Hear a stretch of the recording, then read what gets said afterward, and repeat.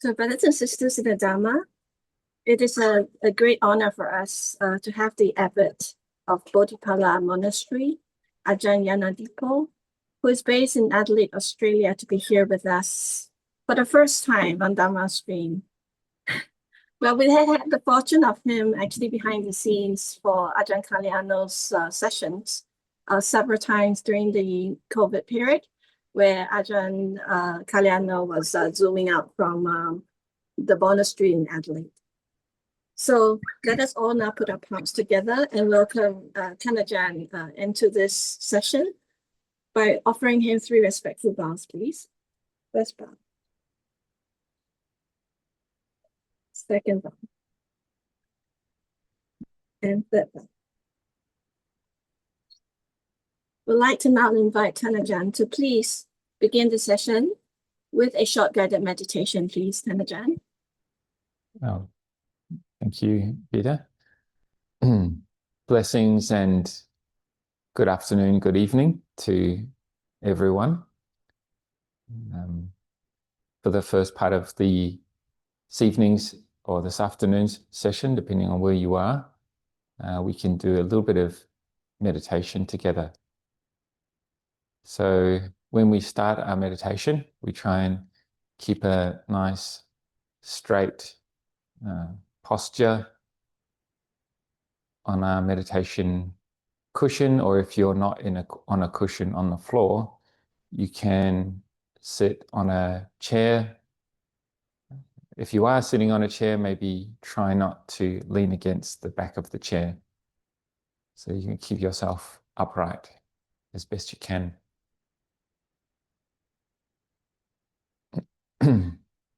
So we can close our eyes, we can bring our attention inwards to how we are feeling in the present moment.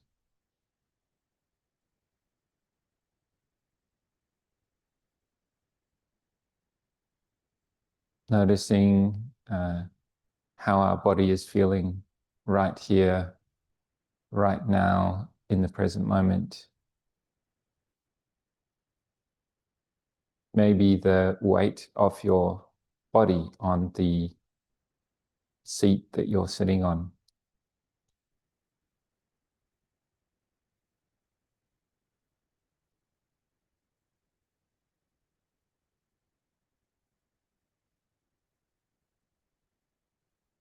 And then sending your attention to relax any points of tension that maybe you are unconsciously holding in your various parts of your body.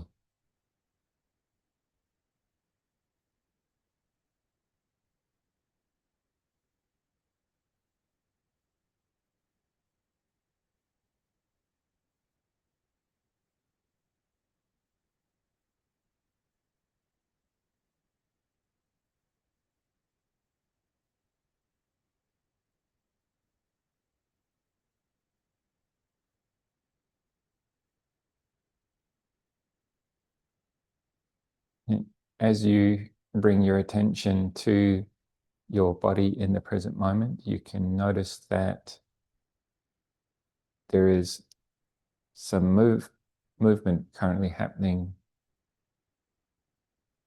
and that's the movement of our body breathing in and breathing out.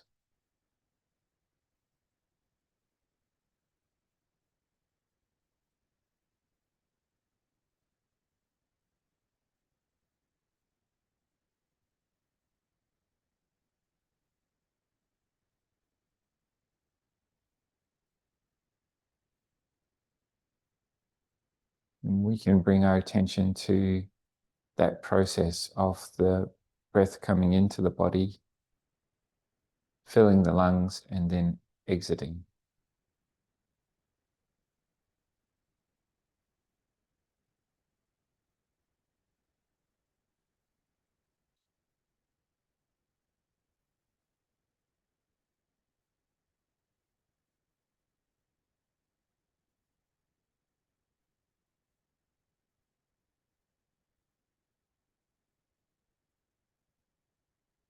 If we find it helps us to keep our attention, we can add the word Butto.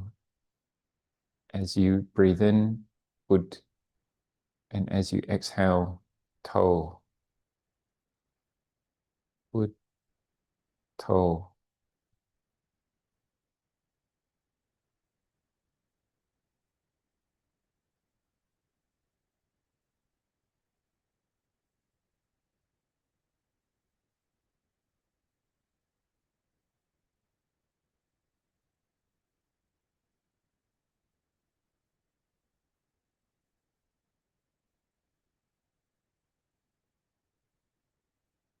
If you find your mind is drifting off onto worries about the future or worries about the past, then we can just gently remind ourselves to come back to that process of the natural inhalation and exhalation of the body.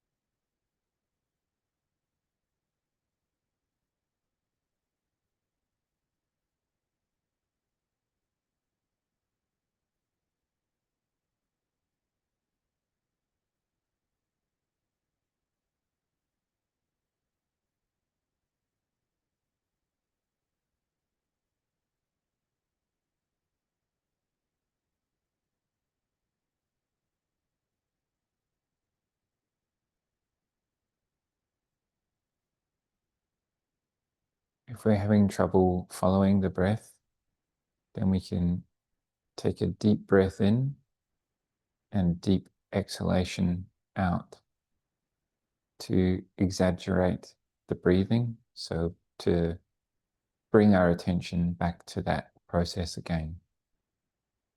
If we find that we can continue on with the normal in-breath and out-breath, then we can just continue following that, keeping our attention on that breathing.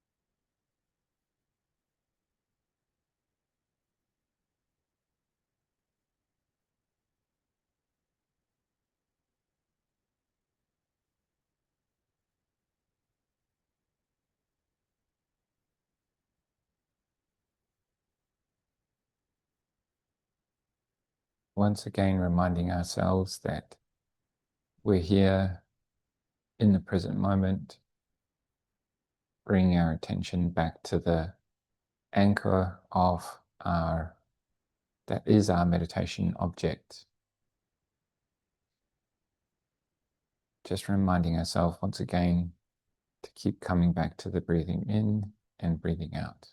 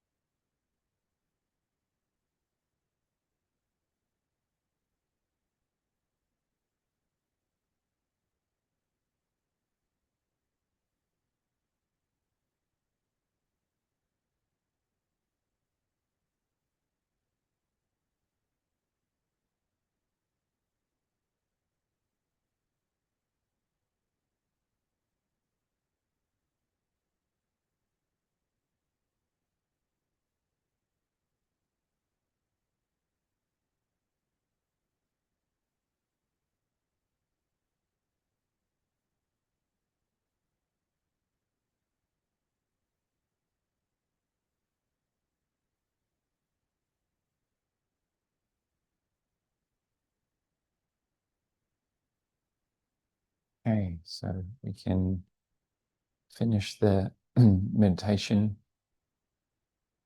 there and slowly open your eyes, and I think the next part is the inviting the Dhamma talk. Is that right? Greetings and thank you, Ajahn. We would now like to request for the Dhamma. The Brahma god Sahampati, Lord of the world, with palms joined in reverence, requested a favor. Beings are here with but little dust in their eyes. Pray, teach the Dhamma out of compassion for them. Brahmachaloka Dipati Sahampati Katanjaliyan Nati Warang Ayajata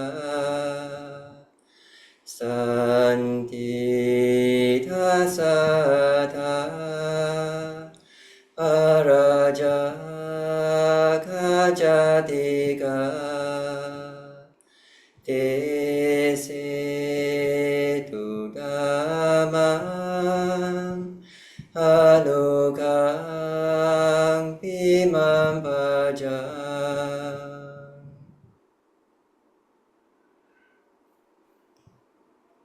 Namo tassa bhagavato arahato samma sambuddhassa. Namo tassa bhagavato arahato samma sambuddhassa. Namo tassa bhagavato arahato samma sambuddhassa. Buddhang dhammang sanghang namasami.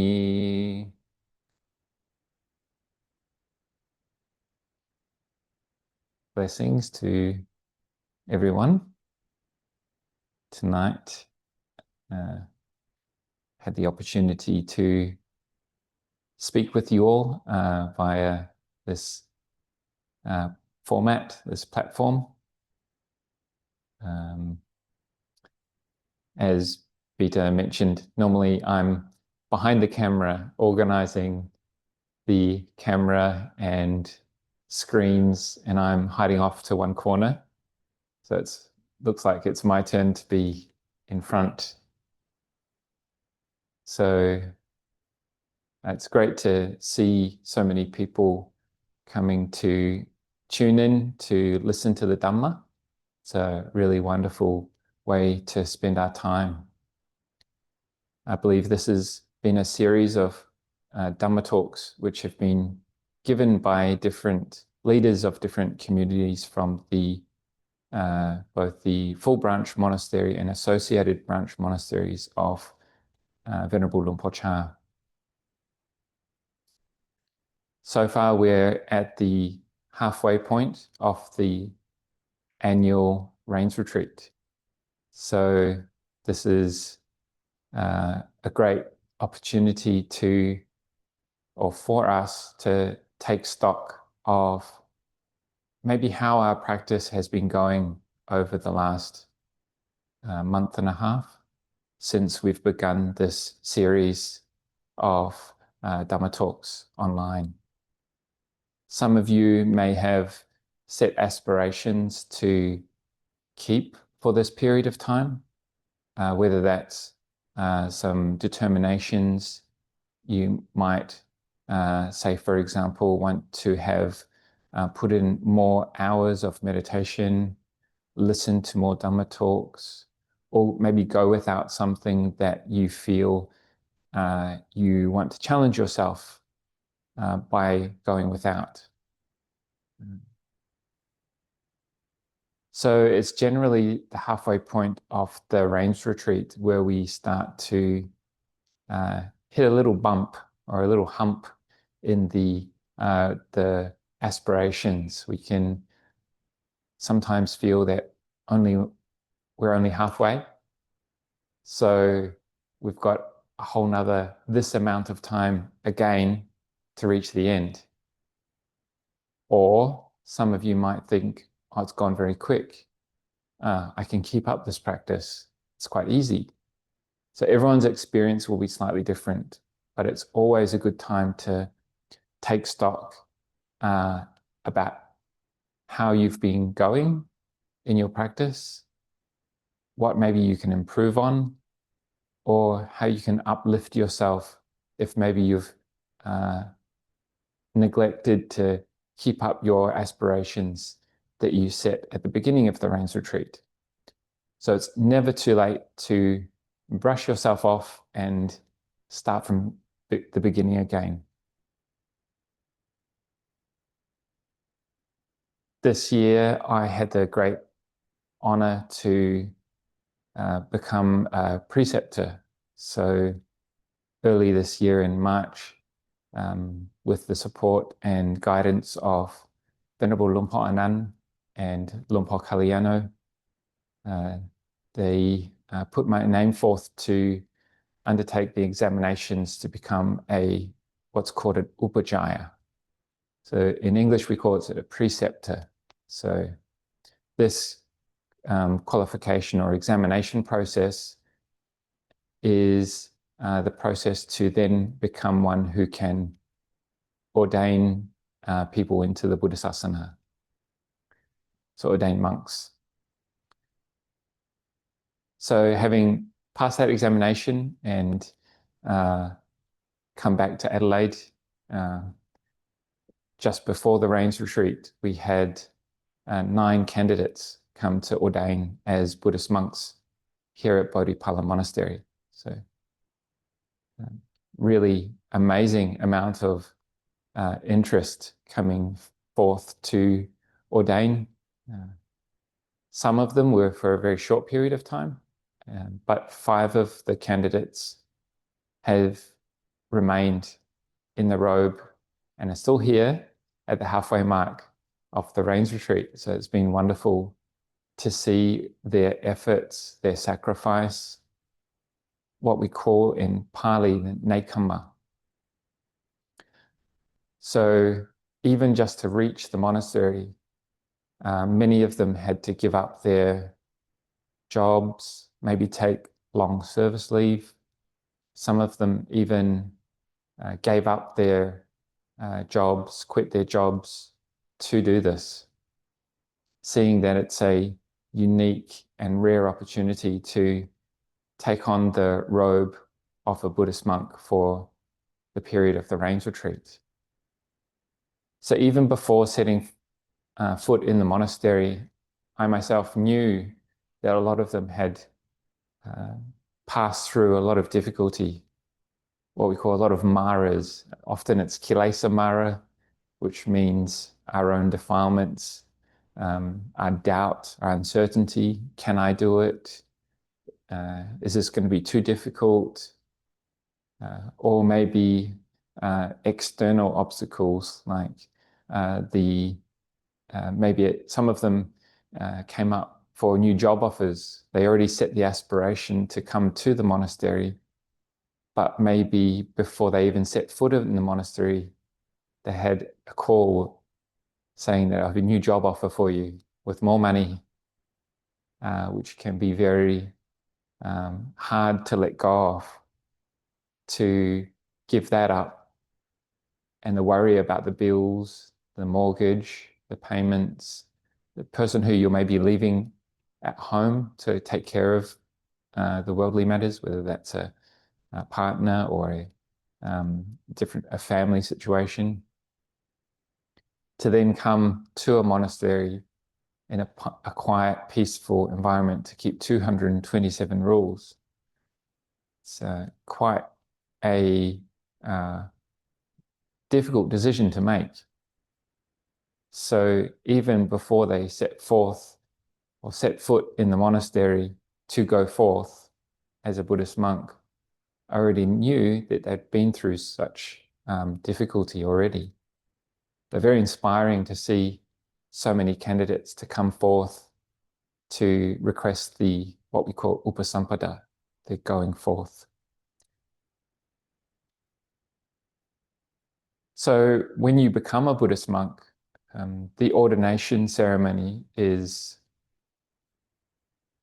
a mixture of memorization of chanting that we need to know to conduct the ordination ceremony correctly, and also ways of behavior, so what we call a choreography of a ordination ceremony. And you're also questioned as to your suitability to become a Buddhist monk as well. So there's certain qualifications. But I have to say, one of the biggest obstacles for people is this willingness to give up. So give up our normal worldly desires and attachments to come forth and train as a Buddhist monk. So for many of them, most of them are in their late 30s, early 40s. For that many years, meaning for 30 to 40 years, they've been living their lives according to how they wish to live their lives. They wake up when they want to wake up. They eat what they feel like they want to eat. They sleep when they want to sleep. They have the freedom to go wherever you want to go. But coming into the monastery, you're coming into a training system and a way of conducting yourself, which is a huge change for so many of them. In the monastery, you eat when the monastery has decided that you eat. You wake up when the routine requires you to wake up.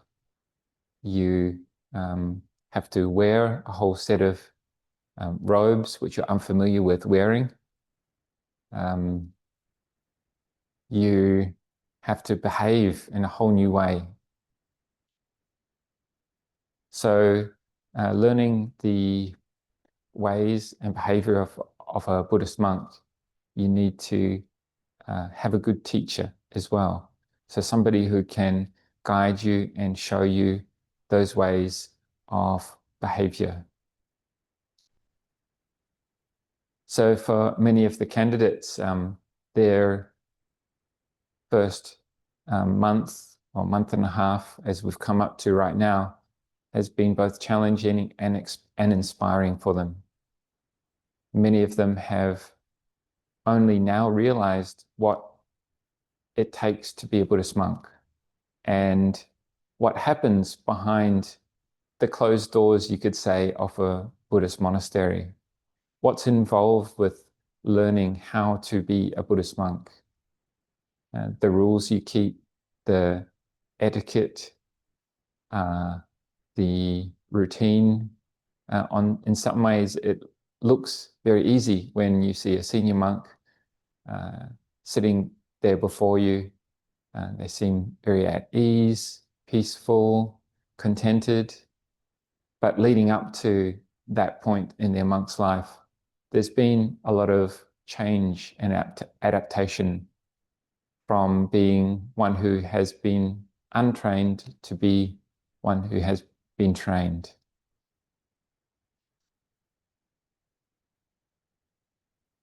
So the candidates have been persevering through their different obstacles they may experience as new candidates coming into the monastery, whether that's the desire for food that they love, whether it's missing the family, whether it's wanting to behave in a way which you can't behave in as a Buddhist monk. You're getting a reflection about where your desires lie, where your attachments lie, and this is like a mirror that we can then learn how to let go of give up our attachments to those old ways of behavior, to change from normal life activities to those activities of a Buddhist monk. So for me, it's a great honor to give that opportunity and encourage those candidates to grow and flourish in the Dhamma. It's very inspiring to see their sacrifice and their ongoing sacrifice, this nekamma, to stay in the monastery, to keep learning about the different duties of a monk. There's even one of our monks who has begun to memorize the Patimokkha. The Patimokkha is the recitation of the 227 rules of a Buddhist monk, and takes about 45 to 50 minutes to chant. And this monk had heard that if you chant that Patimokkha for the Sangha, then your parents will automatically go to heaven. The powerful, great, good karma that comes from that upkeeping, upholding the Patimokkha in its original form, in the Pali script, has very immense and powerful karma to it. So one of the candidates has decided to, although he's not sure how long he can stay for, he wants to try his very best to try and memorize that. So very inspiring to see that as well. As well as that, we've been leading them all in the construction of our new Buddhist monument called a chedi, or in Pali you call it chaitya. And so everyone's been helping out in joining in with the construction of that. And when we build something of great spiritual significance like that, you're also reflecting on the meaning behind what you're constructing as well. At the moment, we're up to the foundations of the monument.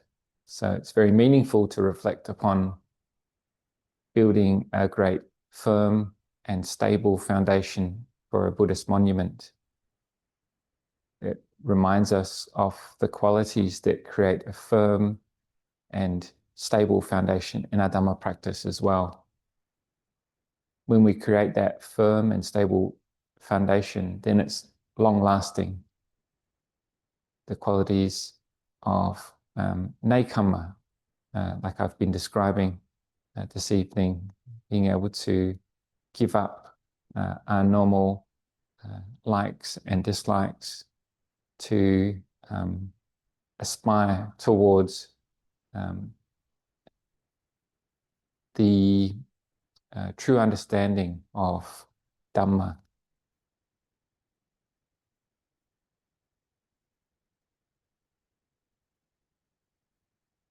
So it's a slow but steady progress that we undertake in our Dhamma practice. And for this halfway point in the Rains Retreat, I would encourage all of you to keep up your practice and remind yourself of your original intention, your original inspiration that you had when you began the Rains Retreat. Remember what brought you to joining in with every live stream or Zoom session or Dhamma talk, and bring up that original inspiration to help you through any dips and bumps that you might experience in the Rains Retreat, and encourage you all to keep going with your practice right through to the end of the Rains Retreat and beyond. So I'll finish the talk there and maybe open up to anyone who wishes to ask anything, anything that you feel you have a question about or you want some suggestions or advice about. หันธรรมยามโอวารกถาสาธุกรังกตมาเสสาธุสาธุสาธุอนุโมดามิ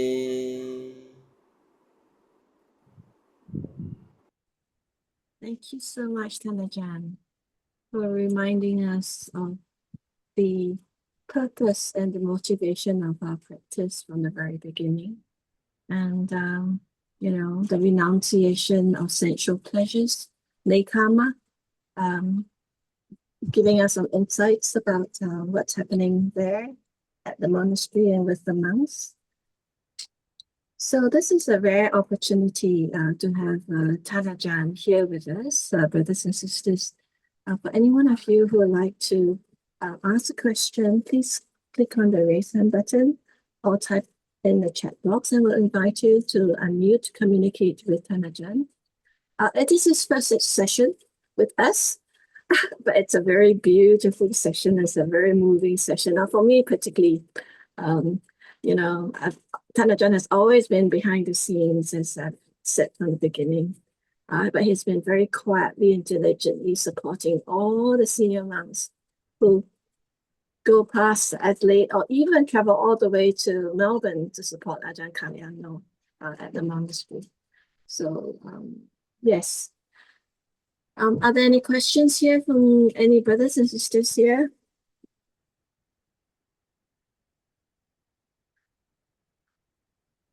Whilst we wait for questions, perhaps if I may invite Tanajan to share a little bit about Bodhipala.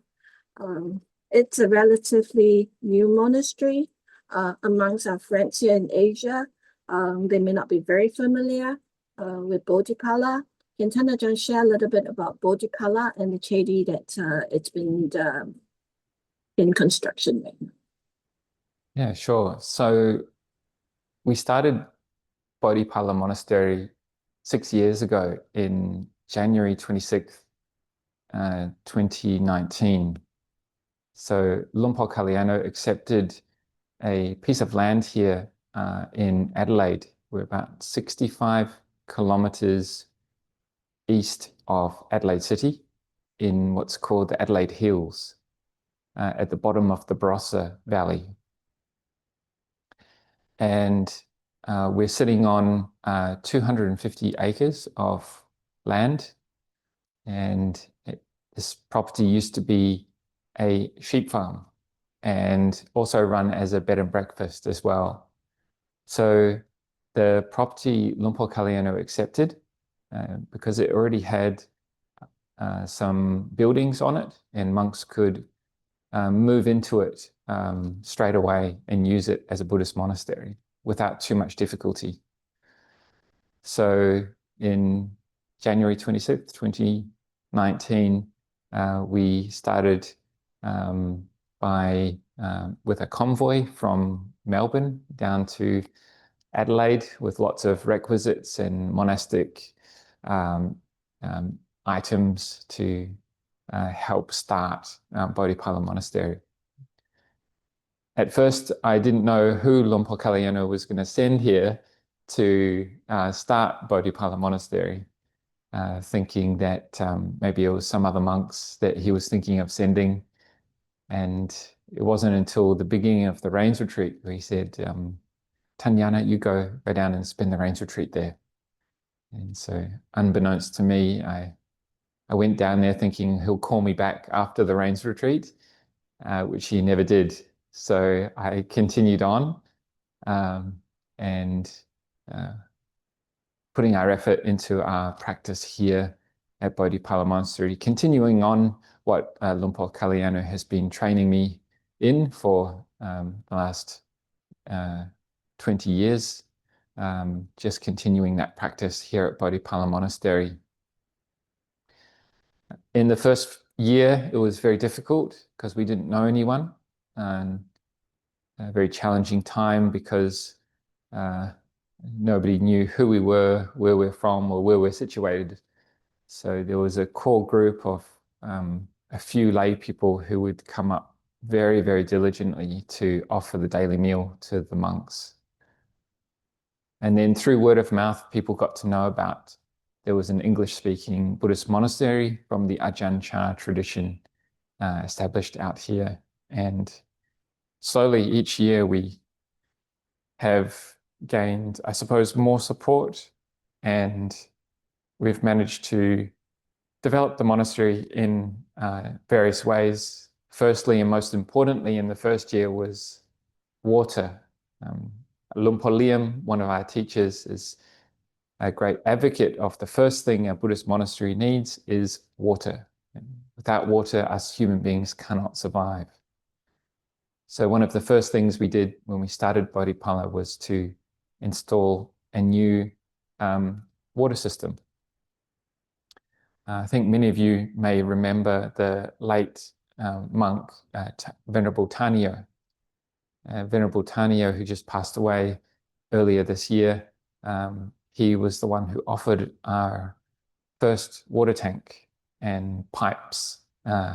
So we're forever grateful. And before he passed away, I spoke to him on the phone and reminded him of that incredible, great good karma that he made, the great merits he made in donating the first water system to Bodhipala.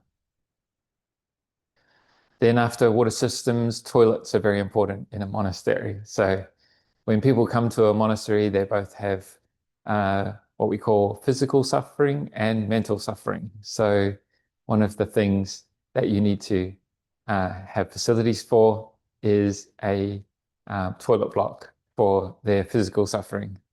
And then you need a hall for their mental suffering, so that you can come and discuss Dhamma, ask Dhamma questions from the monks.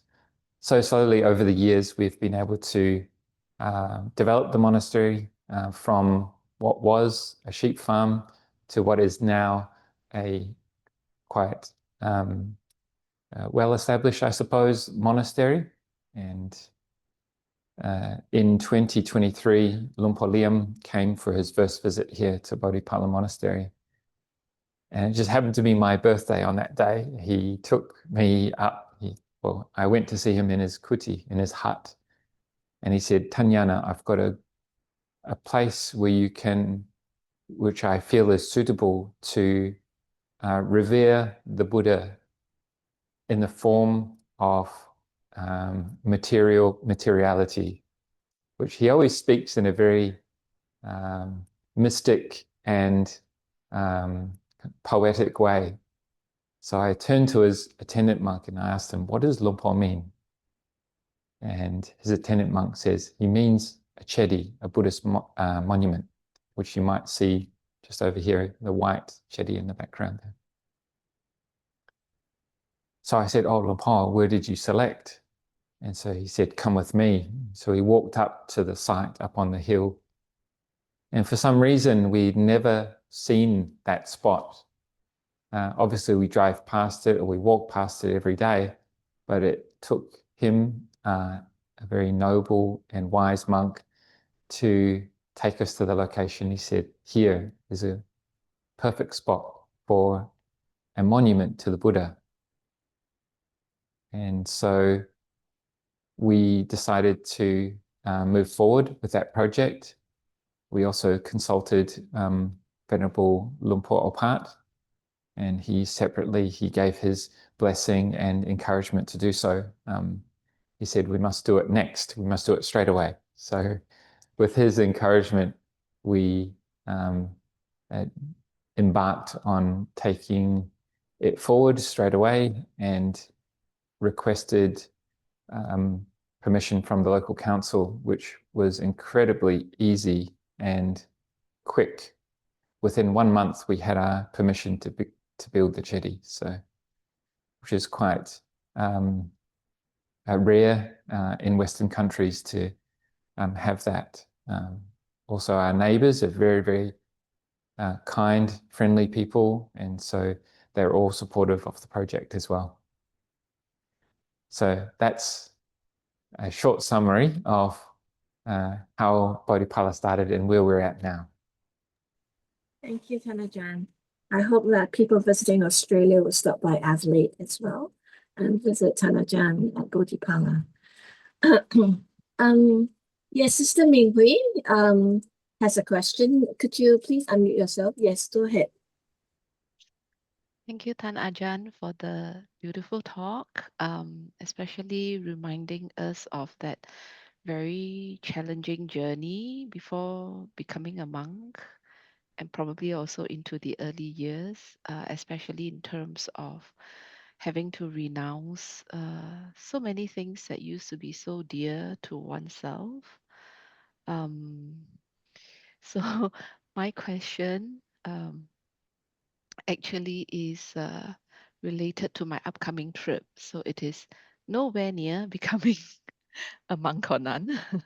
But I think for me, this is a bit of a big trip because I will be leaving for Amaravati Monastery imminently. So while before I have attended retreats, there are other retreatants around. So you're kind of one of many, right? But this time it is a self-retreat. It is a short stay for a few days, many miles away from home. And I remember the day when I received the approval for my application for a stay was, I would say, my happiest day of the year.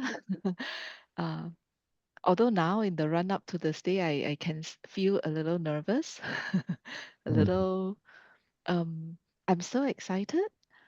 And of course, uh, the sisters, the guest nuns, have emailed me, what to expect. This is the schedule, etc.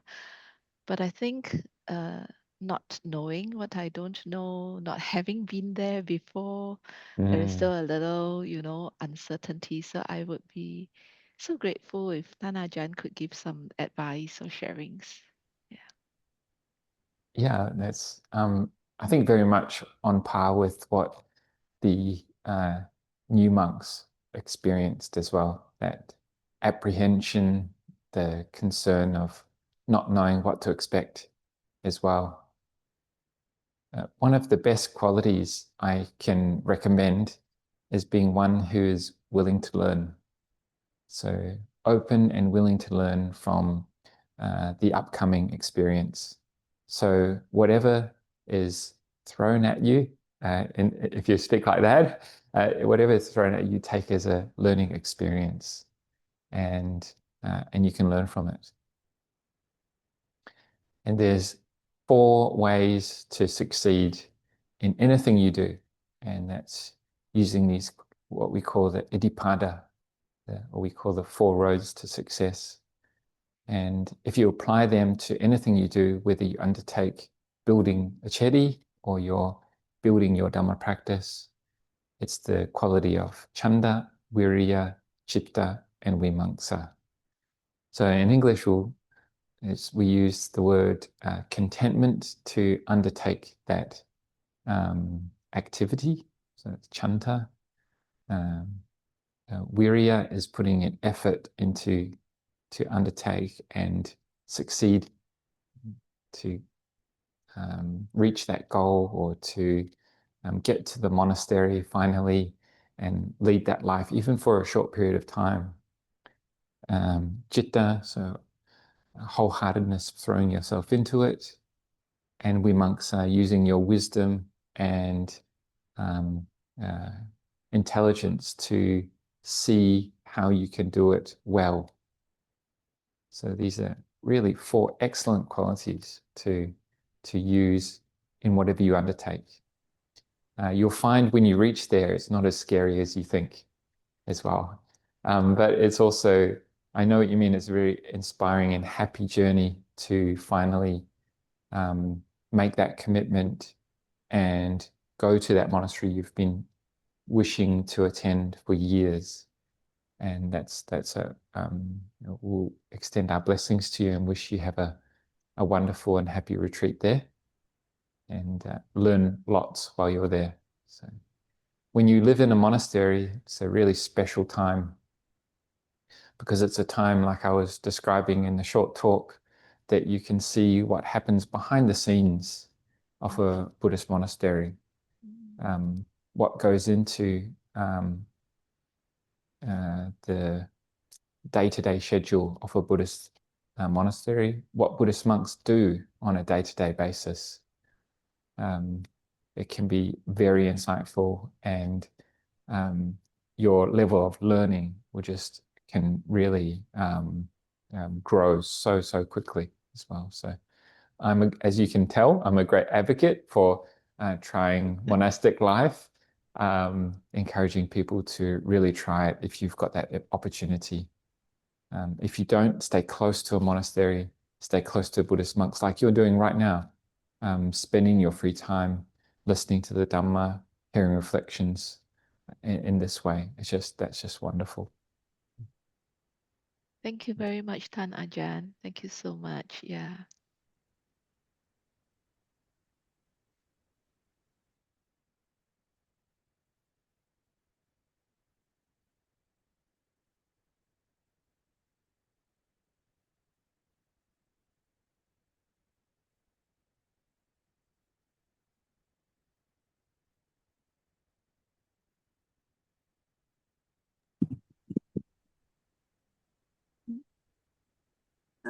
I do have a question, Tanajan. I think you spoke a lot, you spoke about lay karma. You also spoke about how lay practitioners can cultivate lay karma. How does one cultivate the joy of renunciation?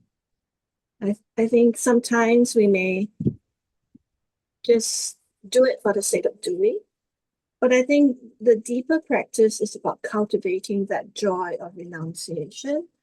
How would Tanajan perhaps offer us some advice on cultivating that joy? Yeah, that's a great question, because sometimes if we don't understand why we're doing something, it can be difficult to undertake or have the faith to actually give up that thing. So for me, nekkhamma and the joy that comes from nekkhamma, it does take a long time, because when you first enter a monastery, you're often missing the things that you used to have to use as almost like a crutch, or to prop our happiness up in life. So whatever that may be, we rely on certain things in life that are external to us for our happiness. So when we come to a location or a monastery where you can no longer have those things to support your happiness, it can be a very challenging time. So you have to rely on certain other qualities like patience and perseverance as well. But when you learn how free the mind can become, and independent the mind can become from those usual attachments to comfort or luxuries or entertainments, when we know we don't need those things for our true happiness, then that can make the mind very brave, bright, radiant, and peaceful. And it also sets you on this trajectory where you know that I can be without these things, and that being without these things helps to support and cultivate a peaceful and happy mind. But to get to that point, it takes some faith, a lot of patience, and a lot of perseverance as well. But it is immensely worthwhile. When we have that bravery and that contentment of mind that is happy with conditions as they are, rather than wanting conditions to be other than they are, then we have that bravery, and that independence of mind can bring great joy, great happiness. So that's kind of the goal you're aiming for, and it's very worthwhile. And as I said to the previous question, was take it as a learning experience as well. So you're kind of learning from your mind. Hey, where am I attaching to? Why am I suffering here in a monastery? Oh, it's because I indulged in my comfortable couch. I'm missing my comfortable couch at home, and I can no longer sit on my comfortable couch anymore. But did my comfortable couch ever bring me true happiness and contentment? And that's for you to answer for yourself. So. Thank you. There is a follow-up question from a lady here, Hui Hun. I think her question is, dear Ajahn, can you give us some suggestions on how to practice nekkhamma in daily life as a lay person? I think there is also another question, which is, how do you balance renunciation with the duties and commitments of everyday life? Right, okay. So in some sense, you're cultivating nekkhamma right now. So you're giving up what you could be doing with your time to give importance to Dhamma practice. So if you're really to identify nekkhamma, giving up, relinquishing, it's your personal choice of every moment of every day as well. So to be here right now in this Zoom session, you've had to maybe put away some time. You've had to see the importance of spending time with Dhamma rather than maybe other types of distractions which you could be indulging in right now. So nekkhamma can be practiced at throughout our day. It's often giving up something that you know is maybe a bad habit, or it's maybe outside of the precepts, say you're for the 5 precepts. It's something that's harming both yourself and others as well. So learning how to give that up. So on a daily basis, you can really identify where you need to improve on, what you can give up. And that's very, very fruitful, because you learn how to be without that which you normally would indulge in. It's hard to speak generally, but there's many, many ways we can cultivate nekkhamma. We can also do it on a mental level. So normally where we would be getting angry with somebody, you could say that giving up that anger at that point is relinquishing that anger. Normally we speak about nekkhamma on a physical level. We're giving up our, if coming into a monastery, you're giving up your freedom to come into the monastery. But on another level, you're learning how to give up on the exterior to then give up on the inside as well, meaning giving up our unwholesome mind states to cultivate the wholesome as well. So nekkhamma can permeate our experience. What was the other part of that question? The other part of the question is, how do you find a balance between renunciation with the duties and commitments of daily life? Right, yeah, that's another quite a common question that's asked as well.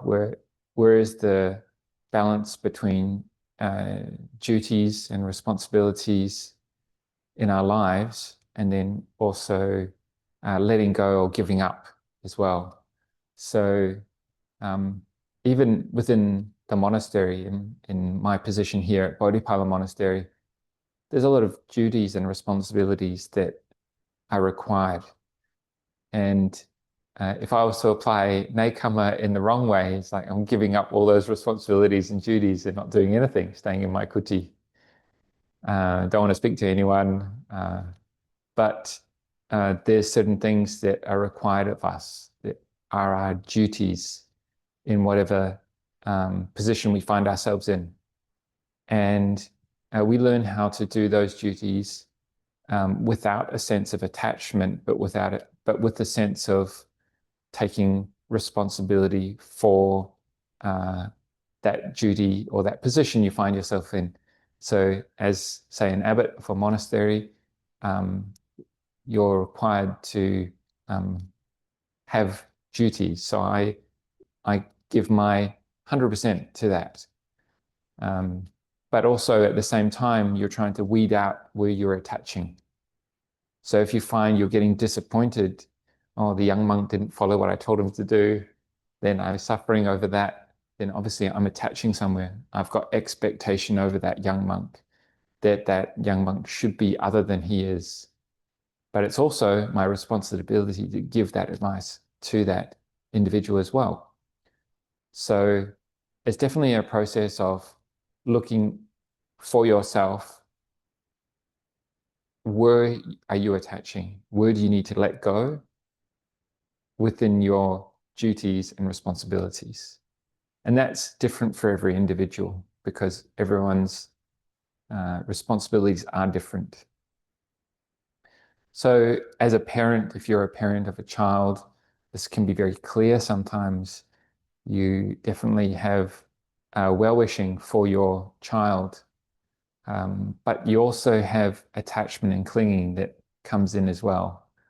You have desire for them to be other than they are, then expectation comes in as well. So for me, the great teachers that I've had a great good fortune to train under, including Luang Por Liam, has been a very great inspiration.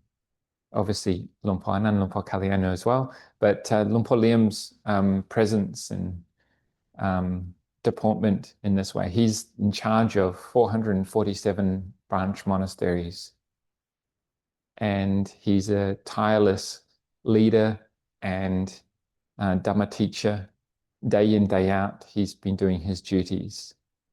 But at no point do you get the impression that he is suffering with the problems of that may arise or those individuals have. He doesn't expect anything from anyone, but he's tirelessly giving advice and encouragement to those individuals to grow and flourish in the Dhamma. So it's up to that student, that individual, that lay person to take on that Dhamma teaching and train themselves accordingly. Yeah. Thank you, Ajahn. Do you have some more time for a few more questions, Ajahn? Do you have time for a few more questions? Yeah, sure. So that two questions here. I'll ask the first one first. This is from Jessica. Hi, Ajahn. Thank you for the teaching. I have a question regarding perseverance. I find it challenging to persevere in terms of giving things such as dana. There are times I feel I don't want to give. And when I give, I have a feeling of regret to give. Can Ajahn provide some advice?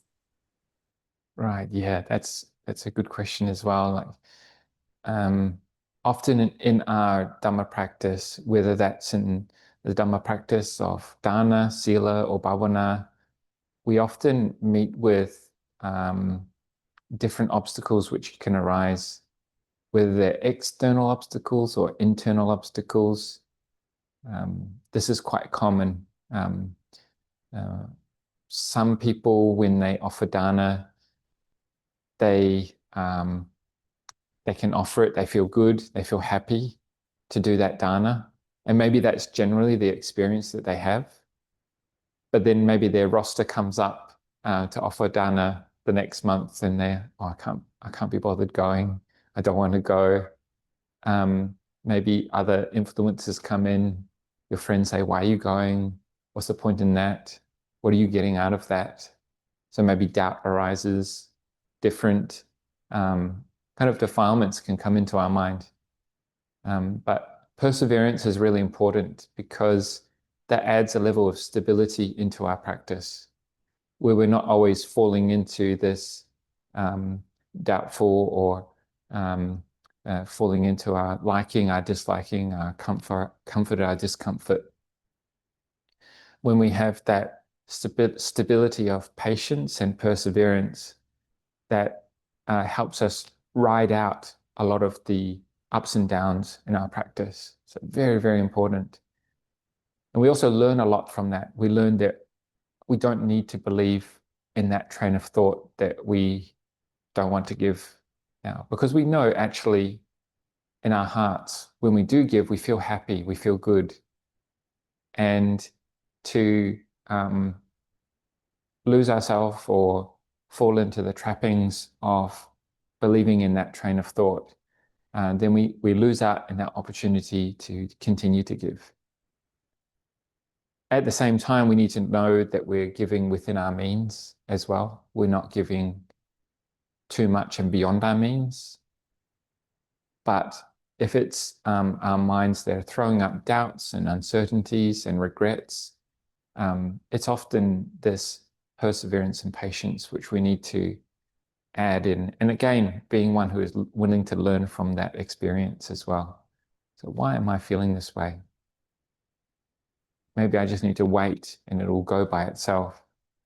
And maybe later on, having not followed that train of thought, you feel very proud and happy that you didn't fall into that way of thinking.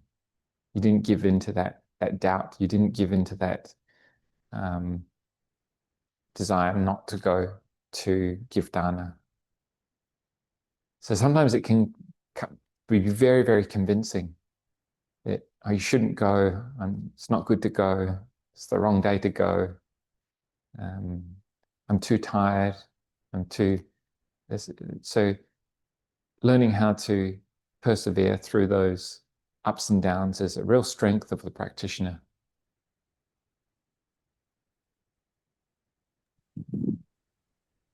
I hope that answers your question, Jessica. Yes, thank you, Tanajan. The second question here is from someone all the way from Hawaii.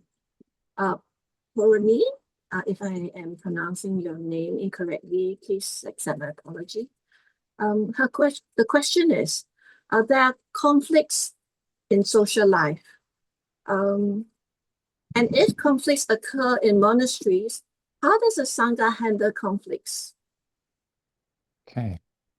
So with any institution or place where there's people involved, there'll inevitably be conflicts.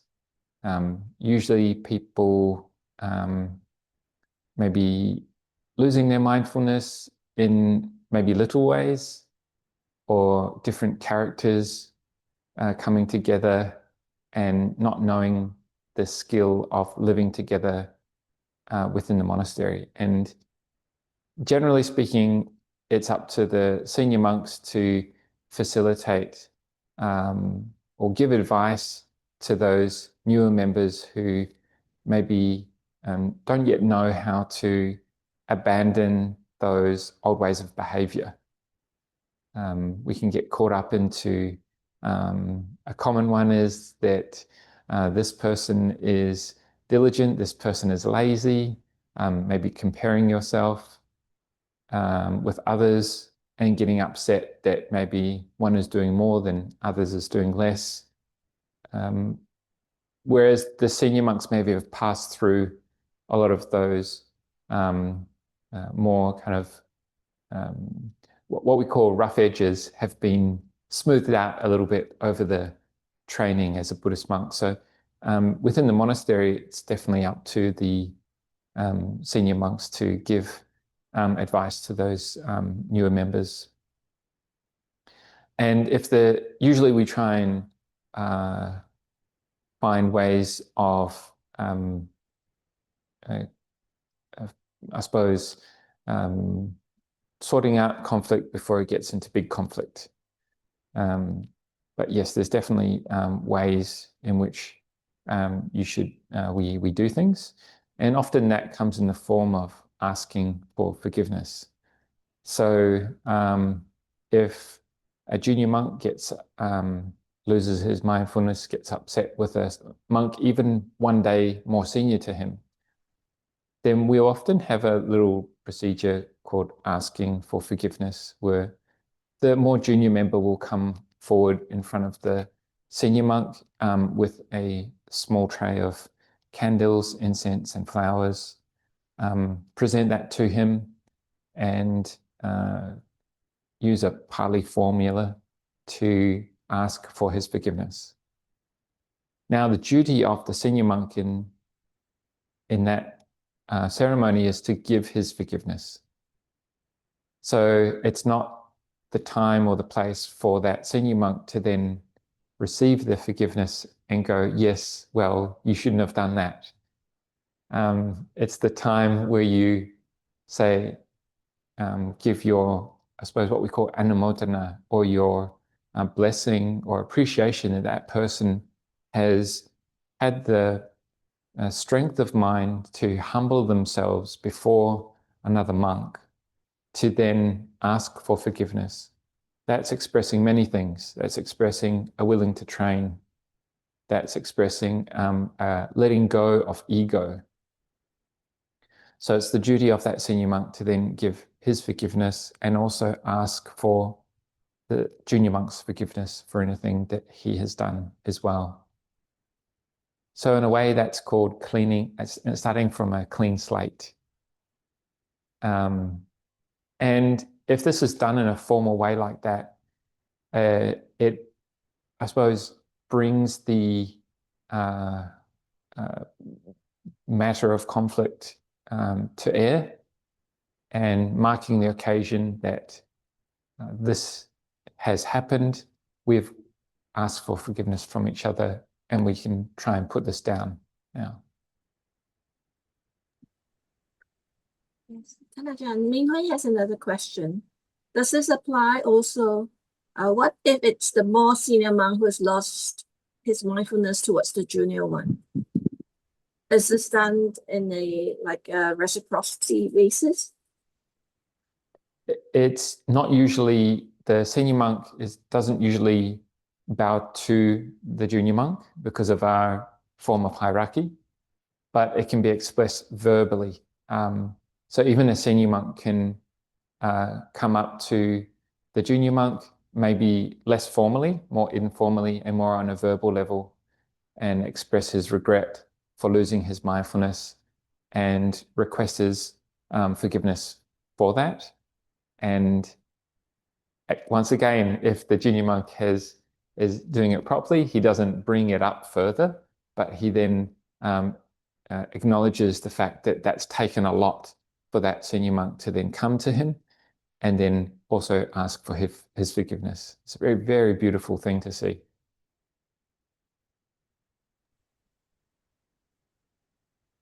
Well, as lay people, we should also do that as well. As we meet our teachers, or we take leave from our teachers. So lay people, we also formally, like in Thailand, we'll also formally take leave from the teachers before we depart the monastery by asking for forgiveness. And even at the same time, if we're staying at the monastery on retreat or self-retreat, we do not know if we have intentionally or unintentionally through our body, speech, or mind, whether we've caused hurt to any persons within the monastery. This is also the chance at the end of the retreat period or departing from the monastery that we ask for forgiveness before we take leave.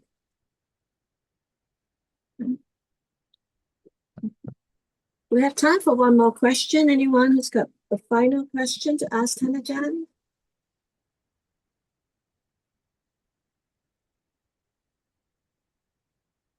Well, we hope that we're going to have Ajahn back again soon. Sadhu. We'd like to wish Ajahn well. All the monks who are still practicing at Bodhipala, the best wishes for the Vassa. And in closing, we'd like to invite Ajahn to lead us in the verses of sharing and aspiration, where we offer these sharing and aspiration at this midpoint of the Vassa to you and to all the Sangha who are practicing together with all of us, that we may be strong in our practice and may we continue to stay on the Dharma stream. Okay, I'll lead you in the chant for sharing an aspiration. Now let us chant the verses of sharing and aspiration. Through the goodness that arises from my practice, may my spiritual teachers and guides of great virtue, my mother, my father, and my relatives, the sun and the moon, and all virtuous leaders of the world, may the highest gods and evil forces, celestial beings, guardian spirits of the earth, and the Lord of death, may those who are friendly, indifferent, or hostile, may all beings receive the blessings of my life. May they soon attain the threefold bliss and realize the deathless.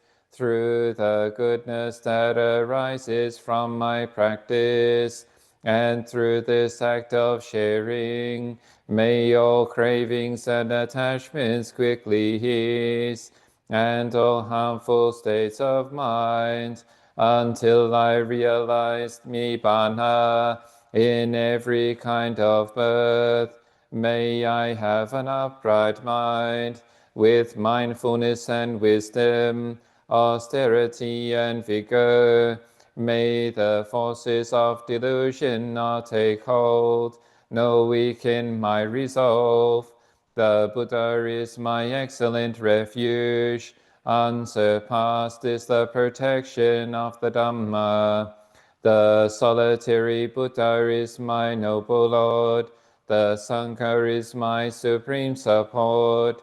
Through the supreme power of all these, may darkness and delusion be dispelled. So many blessings to everyone, and wishing you all a safe, happy, and prosperous remainder of the Rains Retreat. Thank you, Ajahn. Allow us to take leave from you by paying respects. Jun Xiang, if you're still there, could you lead us in the Arahant?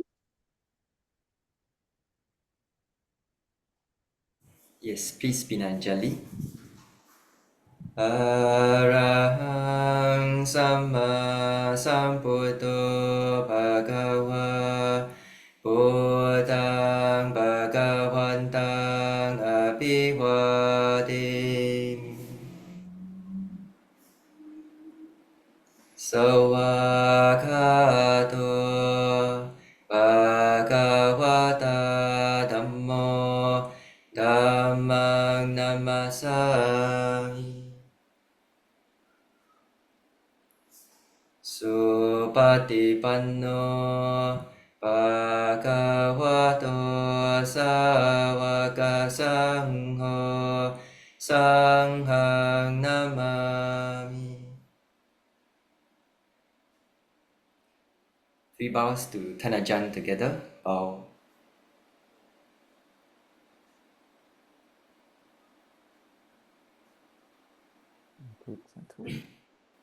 Thank you. Thank you so much, Ajahn. Oh, my pleasure. Many blessings to you all. See you. Bye-bye.